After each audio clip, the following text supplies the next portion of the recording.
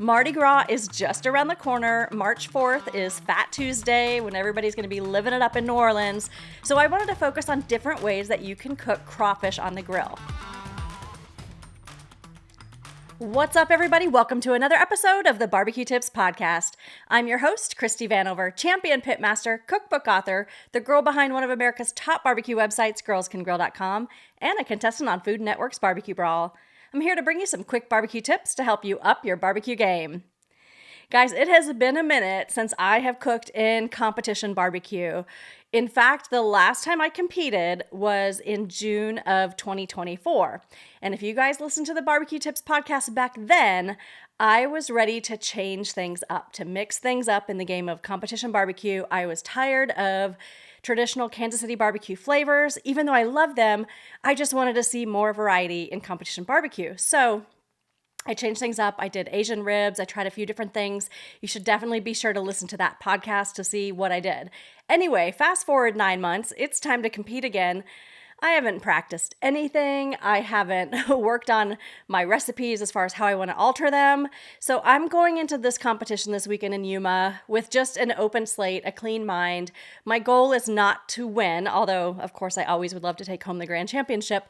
But my goal is to continue with what I was working on before, as far as changing things up, giving the judges something a little bit different. I've got a few ideas up my sleeve. I won't reveal them on the podcast quite yet because some judges do listen to this podcast and I don't want to, tip my cards a little bit so they know that I land on their table because it's all supposed to be blind. So I do want them to get my food, not know it's mine, taste it, and see what they think and get their honest opinion.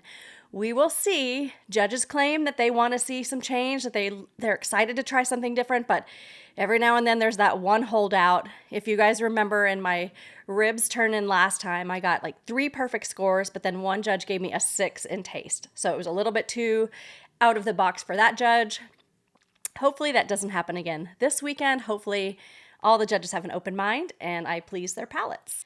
I still have a lot of work to do to get ready for this weekend. I've got the trailer pretty much packed, but I still need to trim all of my meats. I also did run a test run on chicken this past weekend because now that my rubs are finally in bottles and fresh and new, I want to run them in the competition circuit. I actually haven't had a chance to do that with the current bottled blends. I mean, I've cooked the recipes before. I've made the recipes from scratch before or used the Spiceology version of the blends in competitions, but I've never actually used these blends because they didn't come out until like late October, early November. So this is my first competition since then. One of the things I'm going to be doing differently on my chicken is I'm going to run my chicken rub and my pork rub as a combo of flavors.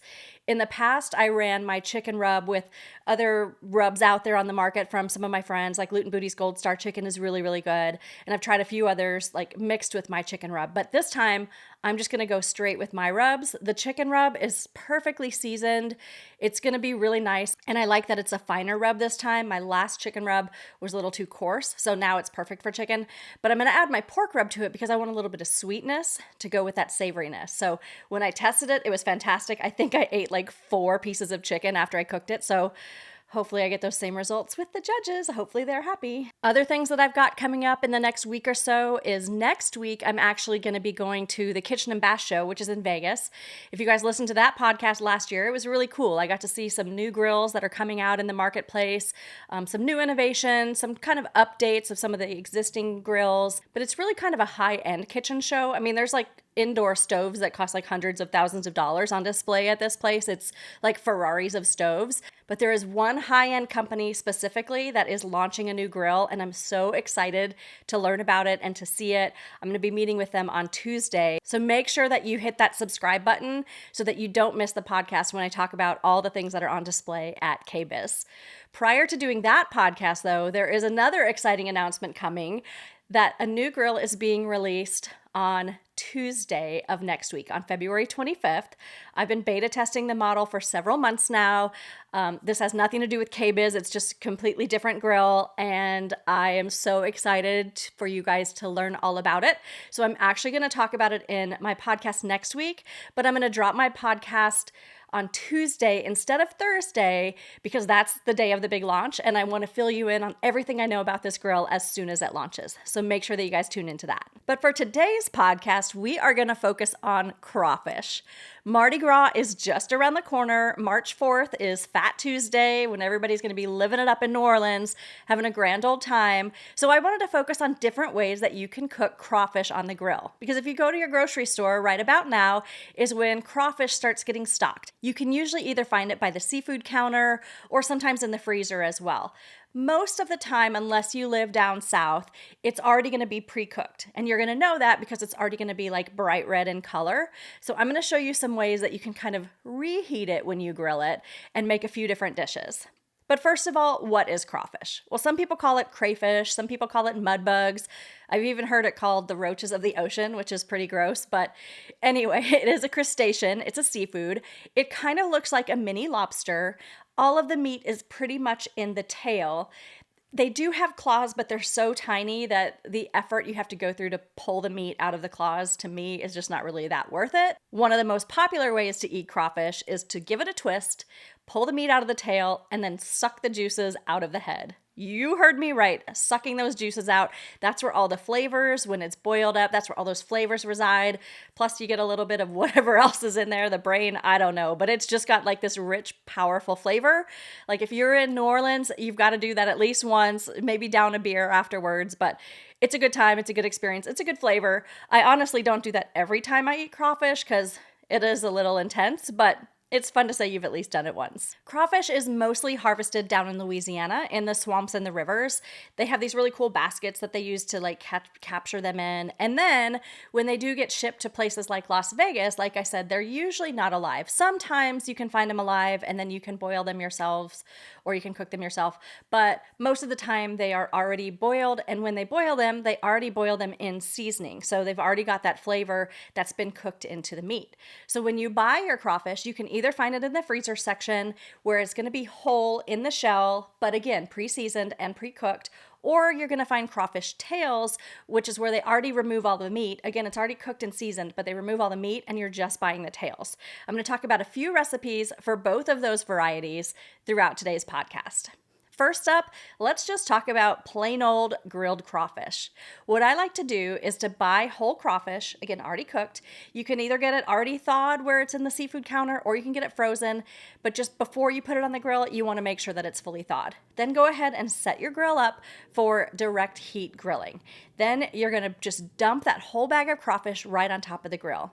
All you're doing at this point is really heating it up because it's already been cooked, so the flavor's already there. The one thing that's cool about using this method is that as you cook it over the fire is going to release the essential oils in the shells of the crawfish, and it's really going to kind of bring out the spices that were already used when the crawfish was boiled. So it adds a really robust, nice flavor to the crawfish. I like to serve that alongside some Old Bay aioli. You can find the full recipe for my grilled crawfish and the aioli at girlscangrill.com. I will also leave it in the show notes. Now, down in Louisiana or Mississippi, when they eat crawfish, a lot of times they'll do what's called a crawfish boil. For this, they'll take a big propane burner, usually one that's outside, and they have this huge stock pot. They fill it up with the crawfish, sausage, potatoes, corn, water or chicken broth, and then they will also add a ton of Old Bay or other Cajun seasonings and just let it all boil together. All those flavors really meld. It just tastes beautiful.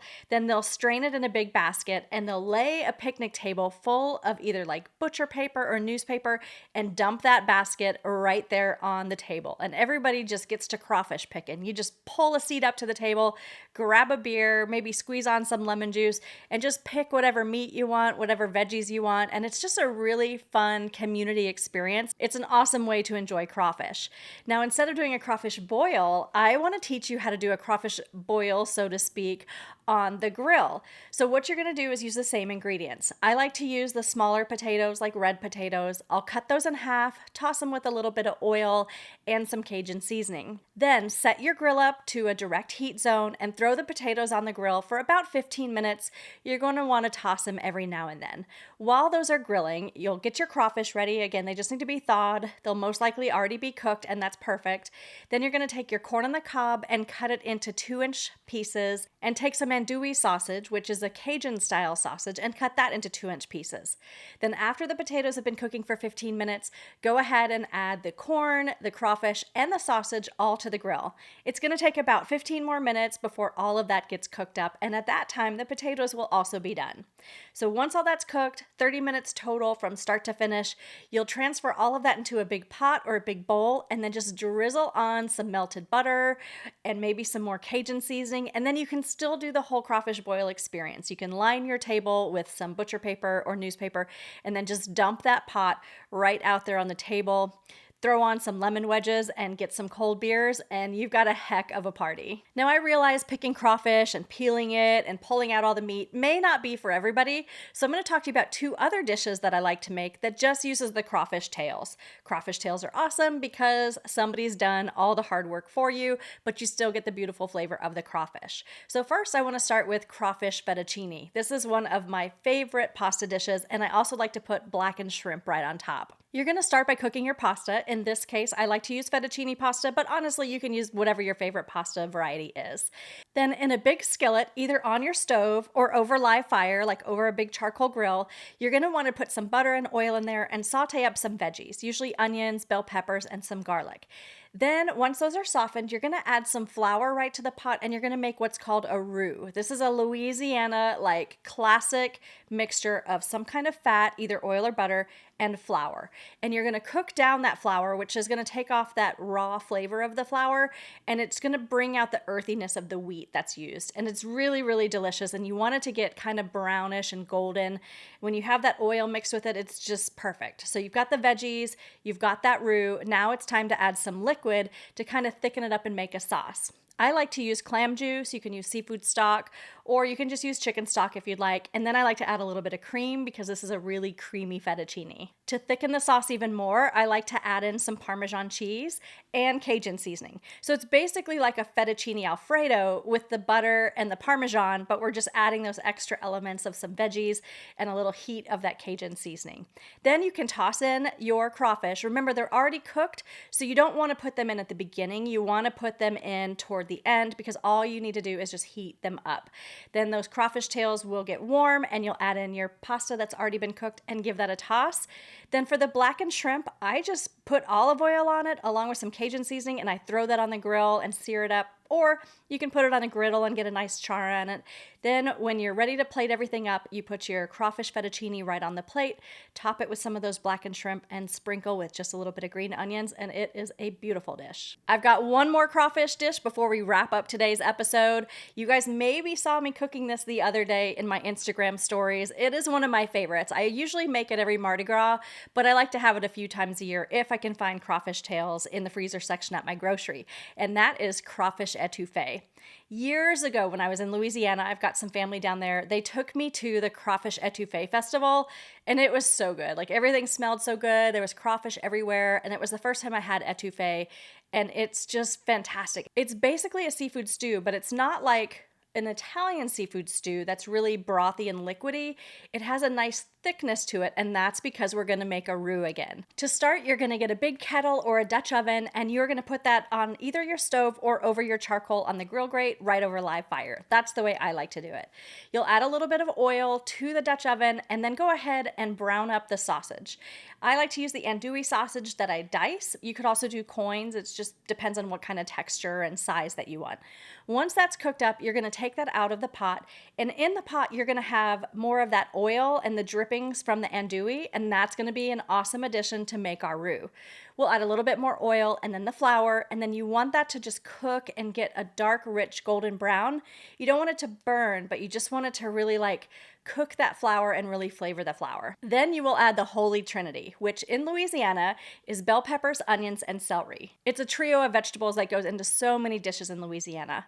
I also like to add some garlic, and you're just gonna saute all of that up in the roux. Then you're gonna add the liquid, which is stock. I like to use chicken stock or chicken broth, and then I like to use clam juice just because it's really easy to find. Sometimes it's harder for me to find seafood stock, and I don't always make fresh seafood stock, so clam juice is just really great if I'm in a pinch and I wanna grab something quick. You'll let that simmer, and then you're gonna add back the sausage, your crawfish tails, and your fresh herbs. I love using fresh celery leaves in this because it really complements the Holy Trinity, plus some parsley, some green onions, and then any spices that you want. This is where you throw in that Cajun seasoning, hot sauce, Worcestershire sauce, and this is where you control your heat level. So if you like it spicier, add more Creole seasoning and hot sauce. If you like it a little bit mild, just don't add as much. I like to let that simmer for a while, and then I add in some butter, and that just really kind of silkens it and also adds a nice richness to it.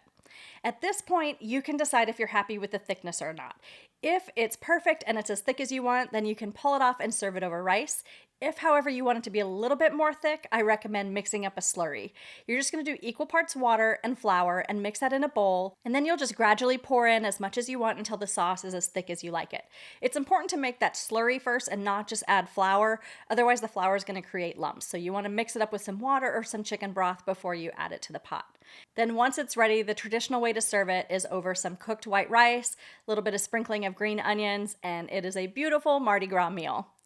Hopefully all of these recipes have helped prepare you for Mardi Gras, which is again March 4th. If you want to get really adventurous, I also have a grilled alligator recipe on my website. I'll probably do a whole podcast about alligator because it's just a fun, unique thing to cook, but grilled alligator tail is actually really good. So I recommend you guys check out that recipe too. Reminder, next week's episode is going to drop early on Tuesday when I'm going to make a special announcement about a new grill that is launching. As always, you can find hundreds of barbecue recipes and thousands of barbecue tips at girlscangrill.com. You can also follow me on all the socials at Girls Can Grill. Please be sure to hit like and subscribe so you never miss an episode. Until next time, guys, happy grilling!